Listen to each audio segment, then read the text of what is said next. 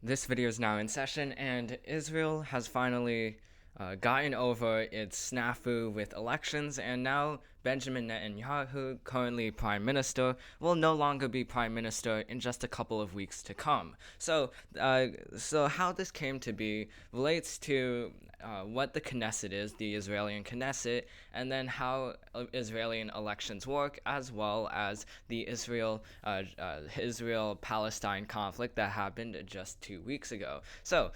This information came just now. I'm recording this immediately after it came out, but practically the short term, or I mean, like the TLDR of it all, is that Netanyahu, who was prime minister since 2009, will no longer be prime minister, and instead, who is Prime Minister Yair Lapid, will be the new Prime Minister of Israel. But let's go further into this. We predicted this would happen a few weeks ago when the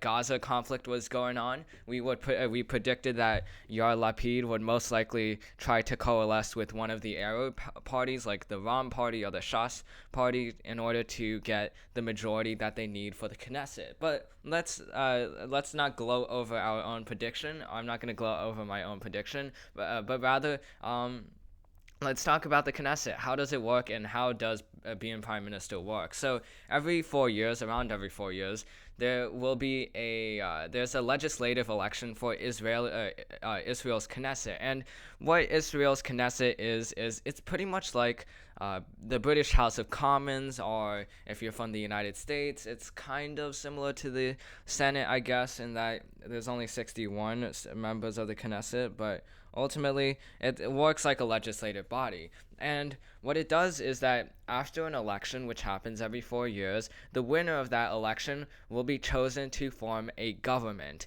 So in order to form a government, you need at least 61 members to support you, which means that you have to form a coalition with other parties if your party does not have 61 seats. So for the April 2019 election, the Likud party got 35 seats, and this is run by Benjamin Netanyahu. So he tried to form a government with other parties, but he did not get to that 61 seats needed for that majority. And as a result, that kind of responsibility then transferred over to Benny Gantz, who also could not form a government. With those two leaders, the majority and the opposition leader, not being able to form a government, a new election was held, and that was held on September 2019. And the same thing happened in September 2019, so it went to a 2020 election in March, and the same thing didn't happen. So then it went to another election in March in 2021, before the Palestine-Israeli conflict. So Benjamin Netanyahu was tasked with forming a government. He failed to do so. So the Israeli president gave control over that power to the Yesh Atid party, the largest opposition party, and Yair Lapid is the leader of that party. And what he basically did is he brokered deals with other parties, with the Ram party, with the Labour Party, the Blue and White Party. These are all relatively left-leaning parties besides the Ram Party. The Ram Party is an Arab Israeli party. I think Yair Lapid also went with the Joint List. They coalesced with the Joint List. And with that, how many seats is that? That's 4 plus 6, so that's 10. Joint List plus Labour, that's 17. And then Blue and White, that's 25. 25, 32, 42 seats. And then he also coalesced with where is it? Not the Yamina party, but rather the new party is called the New Hope Party, which is a right-wing party, and that's how Yair Lapid was able to get 61 seats. But 42 plus 7, which is 49, and I'm assuming he partnered with the Yisrael Batinu, because they're a center-right party, so 52, 59, and the Joint List, I believe. No, that's the New Hope. Okay, yeah, so with the New Hope and the Yamina party, he was able to get 61 seats needed for the majority. We can actually see if The Hill, they have an article here, if they list all the parties that they coalesced with. No, they did not. But ultimately, Yair Lapid got 61 seats, and now he will be Prime Minister of Israel. And that's important because Benjamin Netanyahu was the PM of Israel since 2009, since March 31st, 2009. So he's been through the Obama administration and through the Trump administration, as well as now the Biden, or at least the first term of the Biden administration. So he's been in government for a very long time.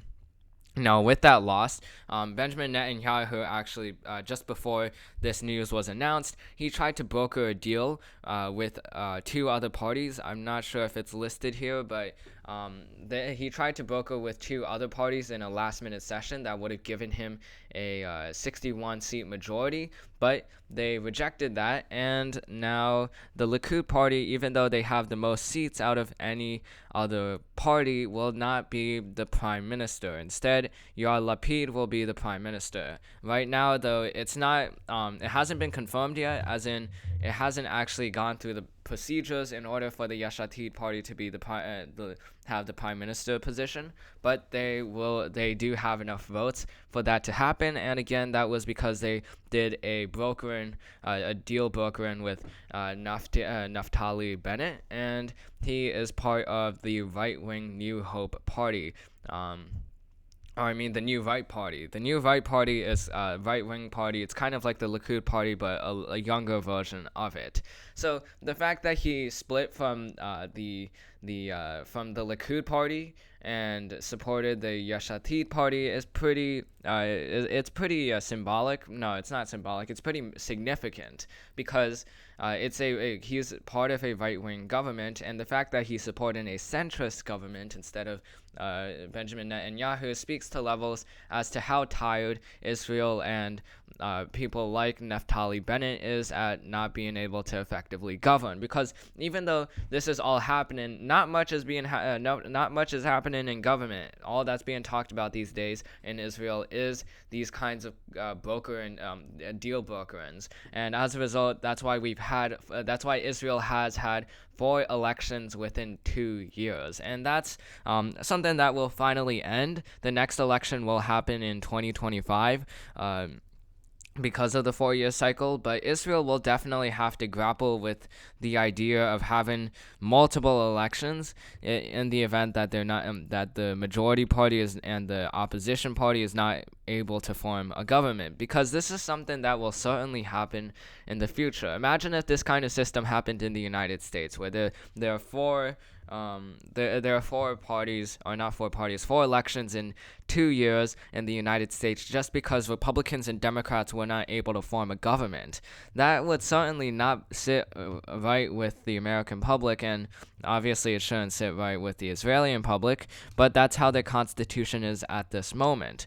But now that Benjamin Netanyahu has gone, the other important thing of this, besides Benjamin Netanyahu no longer being prime minister, is that the Yesh Atid party coalesced with the Ram party. The Ram party is also called the United Arab List, and they are even though are a Big Tent party, they're more campaigning on the idea of Israeli interests, Israeli Arab interests, and Islamic interest, and that is important because Israel just recently went into a conflict with Palestine, an Arab territory, over the Gaza Strip, and because the Ram coalesced with the Yesh Atid party, that might symbolize that some kind of peace negotiation, some kind of short-term negotiations will allow for some level of collegiality between the two groups.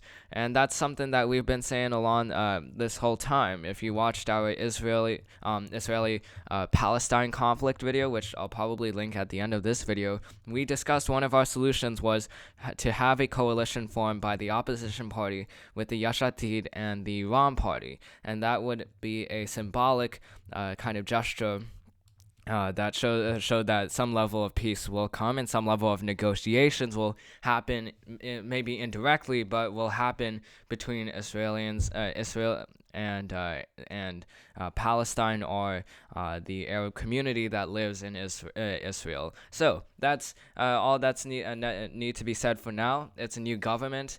We'll have to see what Yesh Atid does and what Yair Lapid does. For all the liberals in the United States, though, don't think that this will be like a very leftist government. Israel is a very conservative. It's a very conservative country. So the fact that a centrist party was able to get prime minister is pretty surprising. But Yair Lapid nonetheless was able to broker deals with the new right party, as well as the wrong party and other parties, in order to get to this position. So that's the end of this video. I hope you enjoyed it. This video is now adjourned, and I'll see you in the next one.